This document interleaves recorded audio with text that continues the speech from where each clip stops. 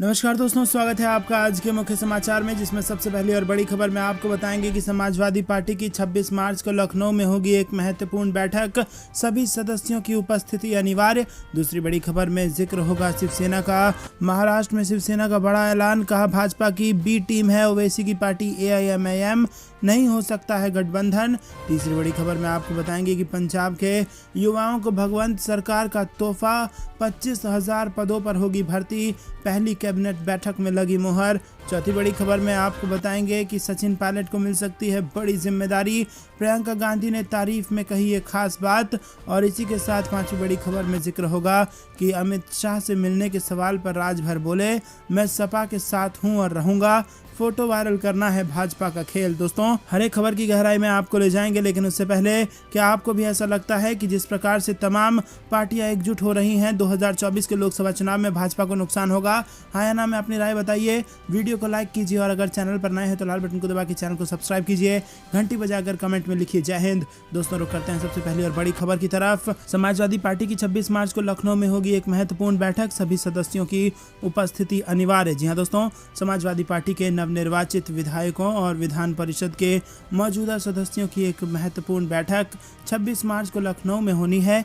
सपा के प्रमुख प्रवक्ता और राष्ट्रीय सचिव राजेंद्र चौधरी ने शनिवार को बताया कि पार्टी के नवनिर्वाचित विधायकों और विधान परिषद के वर्तमान सदस्यों की बैठक 26 मार्च को लखनऊ में पार्टी मुख्यालय पर होगी, जिसमें सभी विधायकों और विधान परिषद सदस्यों की उपस्थिति अनिवार्य है। उन्होंने बताया कि इस बैठक की अध्यक्षता पार्टी के राष्ट्रीय अध्यक्ष और उत्तर प्रदेश के पूर्व मुख्यमंत्री अखिलेश यादव करेंगे।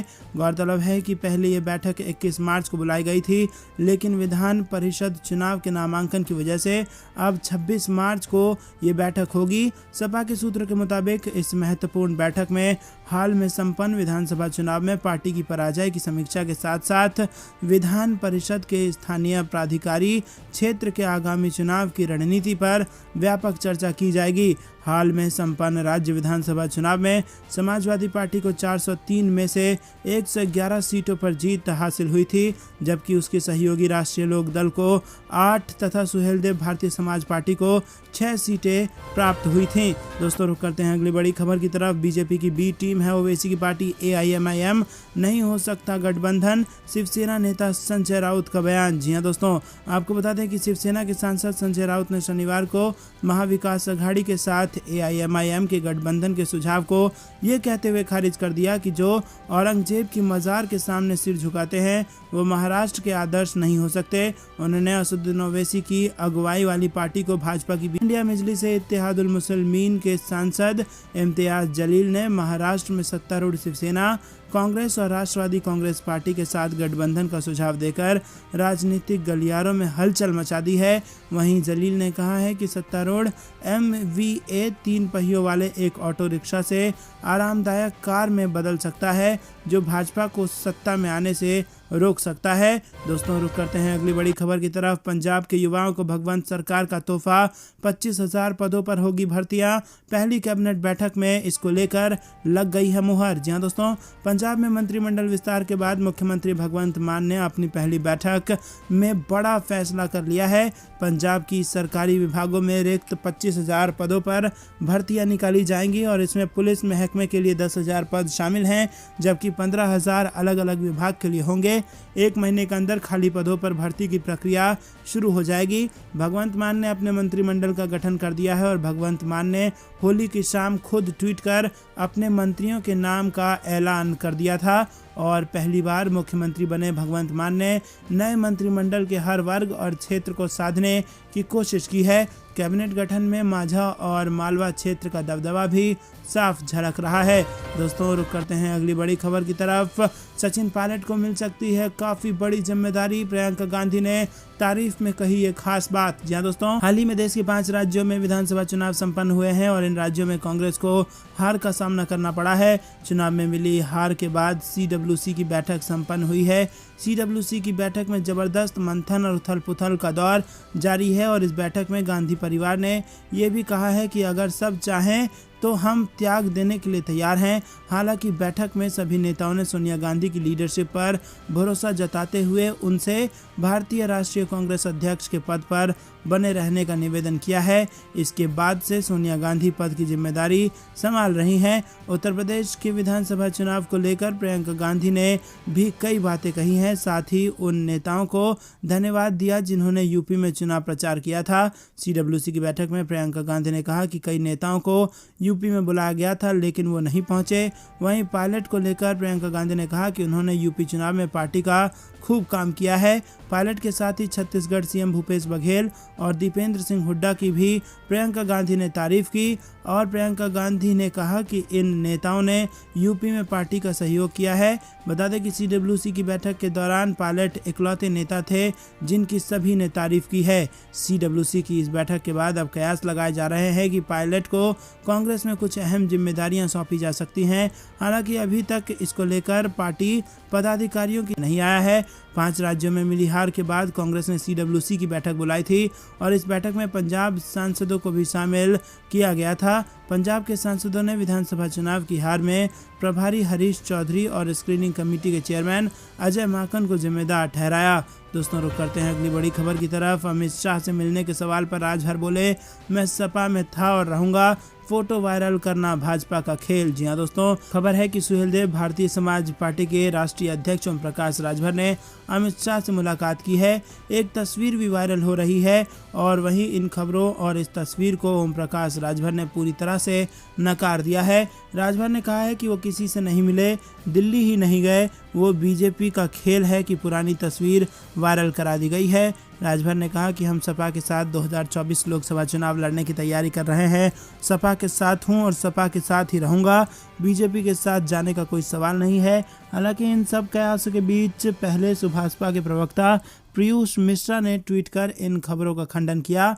फिर एक चैनल से बात करते हुए ओम प्रकाश राजभर ने भी इन खबरों को निराधार बताया। ओम प्रकाश राजभर से जब अमित शाह से मुलाकात की खबर को लेकर सवाल किया गया तो उन्होंने कहा कि ना मुलाकात हुई है ना बात हुई है, हम समाजवादी पार्टी के साथ हैं और आगे भी रहेंगे। भाजपा के साथ गठबंधन का कोई इरादा ही नहीं है। गाजीपुर के जहूराबाद से नवनिर्वाचित विधायक ओम प्रकाश राजभर ने अमित शाह या फिर किसी भी भारतीय जनता पार्टी के नेता के साथ हाल में ही मुलाकात की खबरों का खंडन किया है। रुक करते हैं अगली बड़ी खबर की तरफ। कोरोना को लेकर यूरोपीय देशों ने बढ़ाई चिंता, केंद्र से मिले पत्र के बाद अलर्ट पर महाराष्ट्र सरकार। जी हां दोस्तों, यूरोपीय देशों और पड़ोसी चीन में कोरोना वायरस के मामले में बढ़ोतरी की रिपोर्ट के बाद महाराष्ट्र सरकार भी अलर्ट हो गई है। शनिवार को राज्य के स्वास्थ्य मंत्री राजेश टोपे ने कहा कि यूरोपीय देशों और चीन में कोरोना के बढ़ते मामले को लेकर उन्हें केंद्र से एक लेटर मिला है जिसमें सतर्क रहने का निर्देश दिया गया है। टोपे ने कहा कि पत्र के बाद के हमारे स्वास्थ्य विभाग ने डीसी को सतर्क रहने और ज़रूरी कदम उठाने के लिए एक पत्र भी जारी किया था। महाराष्ट्र में शुक्रवार को कोरोना वायरस के 17 नए मामले सामने आए और 3 लोगों की मौत हुई। राज्य के स्वास्थ्य विभाग के अनुसार शुक्रवार को 394 लोग इस बीमारी से उबर चुके हैं जबकि 1680 एक्टिव केस हैं। 17 नए मामलों के साथ ही राज्य में कोरोना संक्रमितों का मामला 78,72,203 पहुंच गया। दोस्तों रुक करते हैं अगली बड़ी खबर की तरफ। मार्च में ही लोगों का हुआ हाल बेहाल, राज्यों में अगले 7 दिन और बढ़ेगा पारा। जी हां दोस्तों, आपको बता दें कि देश के कई राज्यों में गर्मी के मौसम ने दस्तक देना शुरू कर दिया है। तापमान में लगातार वृद्धि हो रही है। मौसम विभाग ने देश के कई राज्यों में लू चलने का अनुमान जताया है। आईएमडी ने अगले 24 घंटे के लिए राजस्थान, पश्चिम मध्य प्रदेश, महाराष्ट्र के विदर्भ, गुजरात के कुछ हिस्सों, तेलंगाना में हीट वेव की भविष्यवाणी की है। तो वहीं राजधानी दिल्ली में भी उमस बढ़ने से लोगों का हाल बेहाल है। हर साल मार्च के आखिरी हफ्ते से शुरू हो रही गर्मी ने इस साल मार्च के दूसरे हफ्ते से ही अपना तेवर दिखाना शुरू कर दिया है। मौसम विभाग के मुताबिक मार्च के महीने से गर्मी लगातार बढ़ेगी और ऐसे में दिन के साथ साथ रात में भी गर्मी का कहर जारी रहेगा। पंजाब, हरियाणा, दिल्ली और पश्चिमी उत्तर प्रदेश के कई हिस्सों में पिछले 6 से 7 दिनों के दौरान अधिकतम तापमान में 3 से 5 डिग्री सेल्सियस की वृद्धि हुई है। दोस्तों रुक करते हैं अगली बड़ी खबर की तरफ। महंगाई भी एक टैक्स है। राहुल गांधी को है आशंका कि तेल और खाद्य सामग्रियों के दाम बढ़ने वाले हैं। जी हां दोस्तों, महंगाई के मुद्दे पर कांग्रेस नेता राहुल गांधी ने एक बार फिर केंद्र की नरेंद्र मोदी सरकार को घेरा है। राहुल गांधी ने शनिवार को ट्वीट करते हुए आगाह किया कि महंगाई अभी और बढ़ेगी। कांग्रेस के पूर्व अध्यक्ष ने केंद्र सरकार से कहा कि वो महंगाई से लोगों की रक्षा करें और तुरंत एक्शन लें। राहुल गांधी ने कहा कि महंगाई सभी भारतीयों पर एक टैक्स है। उन्होंने कहा कि रूस यूक्रेन के बीच युद्ध शुरू होने से पहले ही कीमतों में रिकॉर्ड वृद्धि ने गरीबों और मध्यम वर्ग की कमर तोड़ दी थी। राहुल गांधी ने अपने ट्वीट में लिखा कि ये महंगाई और बढ़ेगी क्योंकि कच्चे तेल की कीमत प्रति बैरल $100 से ज़्यादा है और खाद्य कीमतों में 22% का इजाफा होने की उम्मीद है। वहीं कोरोना ने ग्लोबल सप्लाई चेन को भी बाधित किया है। कांग्रेस नेता ने कहा कि भारत सरकार को इस दिशा में कदम उठाना चाहिए और लोगों की रक्षा करनी चाहिए। दरअसल सरकार ने सोमवार को जो आंकड़ा जारी किया है उसके मुताबिक कच्चे तेल और गैर खाद्य वस्तुओं की कीमतों में इजाफा होने का कारण खुदरा मुद्रास्फीति फरवरी में 8 महीने के उच्चतम स्तर यानी कि 6.07% पर पहुंच गई है। दोस्तों रुक करते हैं अगली बड़ी खबर की तरफ। मुलायम सिंह यादव का बड़ा बयान, समाजवादी पार्टी युवाओं की है और कभी बूढ़ी नहीं होगी ये पार्टी। जी हाँ दोस्तों, समाजवादी पार्टी के संरक्षक मुलायम सिंह यादव ने पार्टी कार्यकर्ताओं में जोश भरते हुए कहा कि सपा पार्टी युवाओं की पार्टी है और अभी हाल में हुए विधानसभा चुनाव में युवाओं ने बहुत मेहनत की है जिसकी वजह से पार्टी को बहुत अच्छा वोट मिला है। अब लक्ष्य 2024 का है, मेहनत करके पार्टी को मजबूत करना है। मुलायम सिंह यादव ने कहा कि हाल में हुए चुनाव में उन युवाओं की सूची बनाओ जिन्होंने मेहनत की, नंबर नोट करवाओ और आकर वो हमसे मिले। इसी के साथ उन्होंने कहा कि हमें बुलाओगे तो हम खुद मिलने आएंगे। तुम ही सब वो युवा हो जो आने वाले समय में विधायक या सांसद बनोगे। 2024 में मेहनत करनी है और सांसद बनाने हैं, प्रदेश में ये बनानी है। और सभी को धन्यवाद, सभी को बधाई। होली के मौके पर मुलायम सिंह यादव समाजवादी पार्टी कार्यकर्ताओं के बीच में खासे जोश में नजर आए। तो दोस्तों, युवाओं को दिया उत्तर प्रदेश में जो बढ़त मिली है समाजवादी पार्टी को, उसका श्रेय और कहा है कि आप ही में से कल कोई एमएलए बनेगा, सांसद बनेगा। खूब मेहनत करो और सांसद ज़्यादा जिता कर लाओ 2024 के लोकसभा चुनाव में। दोस्तों रुख करते हैं अगली बड़ी खबर की तरफ। कर्नाटक में हिजाब पर नया विवाद, अनुमति नहीं दी तो 231 छात्रों ने किया परीक्षा देने से इनकार। जी हाँ दोस्तों, कर्नाटक हाईकोर्ट के फैसले के बाद राज्य में फिर हिजाब विवाद से जुड़ा मामला सामने आया है। यहाँ 231 मुस्लिम छात्रों ने शासकीय पीयू कॉलेज की परीक्षा में बैठने से इनकार कर दिया। खबर है कि शुक्रवार को कॉलेज ने कुछ छात्राओं को कहा था कि वो हिजाब पहनकर परीक्षा में शामिल नहीं हो सकते। इसके बाद छात्र छात्राओं ने कैंपस में जमकर प्रदर्शन किया। मीडिया रिपोर्ट्स के मुताबिक कॉलेज ने हाईकोर्ट के आदेश का हवाला दिया था। वहीं आपको बता दें कि उपनिदेशक ने कहा कि कोर्ट के आदेश का उल्लंघन करने वाला परीक्षा में शामिल नहीं हो सकेगा। मंगलवार को उच्च न्यायालय ने शैक्षणिक संस्था में राज्य सरकार के आदेश को बरकरार रखा था। कोर्ट ने हिजाब प्रतिबंध के खिलाफ खड़ी हुई 6 छात्राओं की याचिकाओं को खारिज कर दिया था। दोस्तों रुक करते हैं अगली बड़ी खबर की तरफ। बीजेपी को सत्ता से दूर रखने के लिए किसी भी गठबंधन को तैयार है, एआईएमआईएम सांसद का बयान। जी हाँ दोस्तों, महाराष्ट्र और औरंगाबाद से ऑल इंडिया मजलिस इत्तेहादुल मुस्लिमीन के सांसद इम्तियाज जलील ने कहा है कि भाजपा को सत्ता से दूर रखने के लिए हमारी पार्टी किसी भी अन्य पार्टी के साथ गठबंधन करने को तैयार है। उन्होंने कहा कि महाराष्ट्र में महाविकास आघाड़ी सरकार के साथ भी भाजपा जाने को तैयार है। इम्तियाज जलील और महाराष्ट्र के स्वास्थ्य मंत्री राष्ट्रवादी कांग्रेस पार्टी के नेता राजेश टोपे के बीच मुलाकात हुई थी। मीडिया रिपोर्ट्स के मुताबिक जलील ने बताया कि 2 दिन पहले टोपे ने उनके घर आकर उनसे मुलाकात की थी और इस दौरान राजनीतिक चर्चा भी हुई थी। दोस्तों रुक करते हैं अगली बड़ी खबर की तरफ। तेजस्वी ने शराबबंदी को लेकर मुख्यमंत्री नीतीश पर कसा तंज, कहा बिहार में चल रहा है सर्कस, शराब खोजने की नौटंकी कर रही है सरकार। जी हाँ दोस्तों, बिहार की नीतीश कुमार सरकार शराबबंदी को सफल बनाने के लिए कोई कसर नहीं छोड़ रही है। ड्रोन, हेलीकॉप्टर, मोटरबोट के बाद अब स्निफर डॉग को भी इस काम में लगाने की तैयारी है। यानी शराब तस्करों पर हर तरह से नकेल कसी जा रही है। इसके बावजूद जिले की रहुई प्रखंड में सीएम नीतीश के पहुंचने से पहले वहां एक शराबी पहुंच गया और पुलिस वालों को गाली देने लगा। घटना का वीडियो सोशल मीडिया पर वायरल हो रहा है और अब इसे लेकर आरजेडी नेता तेजस्वी यादव ने सरकार पर निशाना साधा है। उन्होंने कहा कि सरकार शराब खोजने की नौटंकी कर रही है। नेता प्रतिपक्ष ने ट्वीट कर कहा कि मुख्यमंत्री के पास सबूत खुद चलकर पहुंचा है, इसीलिए कहता हूं कि बिहार में सरकार नहीं सर्कस चल रहा है। ड्रोन और प्लान से भी शराब खोजने की नौटंकी हो रही है, लेकिन यहां शराबी आसानी से मुख्यमंत्री जी की सभाओं में जश्न मनाते हैं। बता दें कि नालंदा में मुख्यमंत्री नीतीश जन संवाद यात्रा को संबोधित करने के लिए आए थे। हालांकि उनसे पहले शराब के नशे में धुत एक आदमी ने जबरदस्त हंगामा खड़ा किया। बिहार में नीतीश सरकार शराबबंदी को लेकर बैकफुट पर आ गई है। विपक्ष सहित सहयोगी भी कई बार इस मुद्दे को लेकर सरकार को घेर चुके हैं। ऐसे में अब सरकार कानूनों में संशोधन करने की तैयारी कर रही है और अब राज्य में शराब पिया तो शराब के नशे में पकड़े गए व्यक्ति को जुर्माने का भुगतान करने पर छोड़ा जा सकता है, पर जुर्माना नहीं चुकाने की सूरत में 1 महीने के साधारण कारावास की सजा होगी। दोस्तों, रुक करते हैं अगली बड़ी खबर की तरफ, जो कि पंजाब से आ रही है। पंजाब में भगवंत मान कैबिनेट की पहली बैठक, हो सकता है बड़ा फैसला। जी हां दोस्तों, पंजाब में नई सरकार का गठन हो चुका है। भगवंत मान के मुख्यमंत्री पद की शपथ लेने के बाद आम आदमी पार्टी के 10 विधायकों को मंत्री पद की शपथ दिलाई गई है।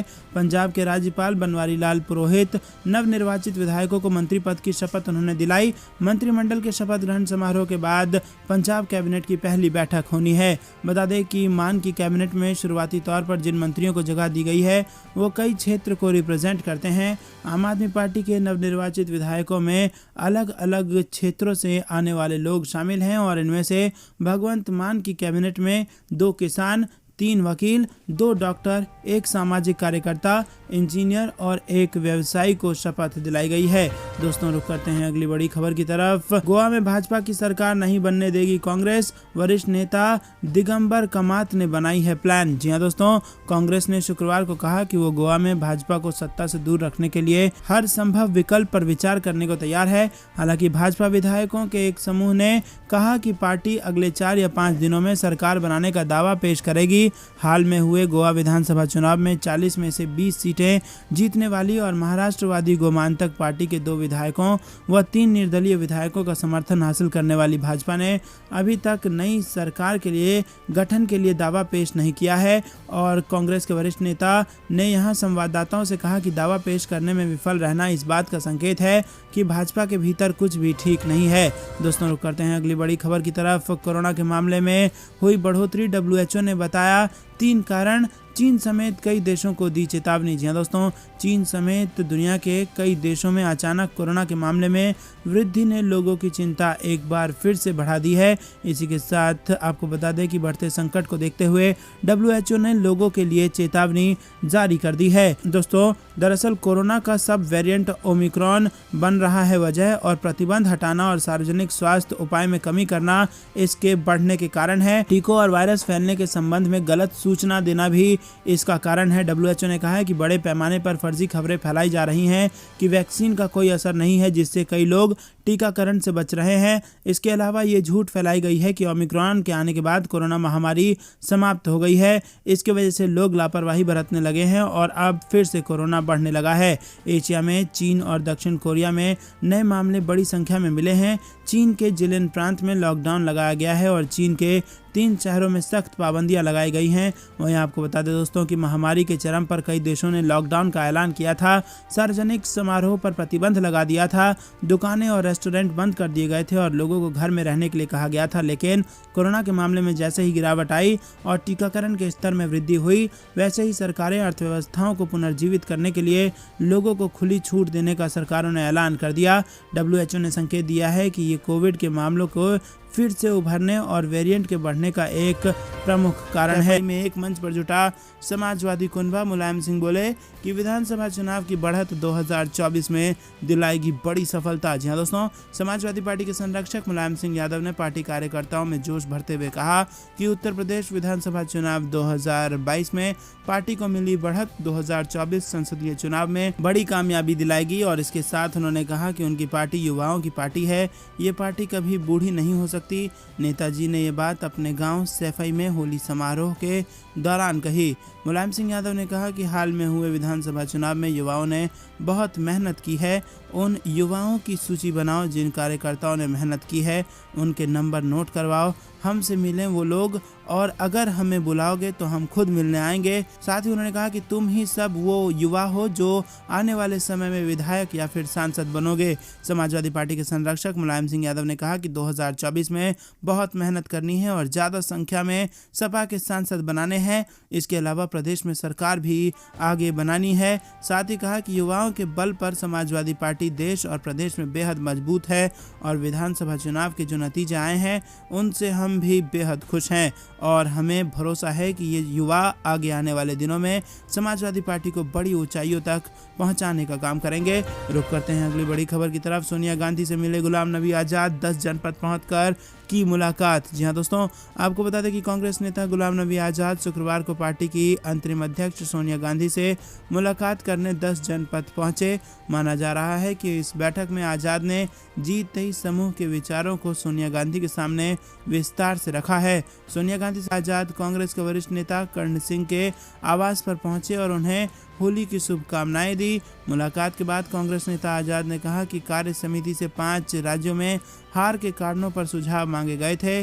कई नेताओं के बीच अपनी बात रखना आसान नहीं होता, इसीलिए मिलकर उनसे विस्तार से बात हुई है। आगामी विधानसभा चुनाव में विपक्षी दलों को हराने के लिए एकजुट होकर लड़ने पर चर्चा हुई। उन्होंने कहा कि कांग्रेस अध्यक्ष के साथ अच्छी बैठक हुई और बैठक में आने वाले चुनाव में कैसी तैयारी की जाए और उसमें हम अपने पार्टी को किस तरह मजबूत करें और विरोधी पार्टियों से कैसे लड़ा जाए, उस पर चर्चा। तो दोस्तों, ये थी दिन भर कुछ बेहतरीन और बड़ी खबरें। तक बने रहने के लिए बहुत बहुत धन्यवाद। देख रहे थे आपका अपना चैनल जय हिंद जय भारत।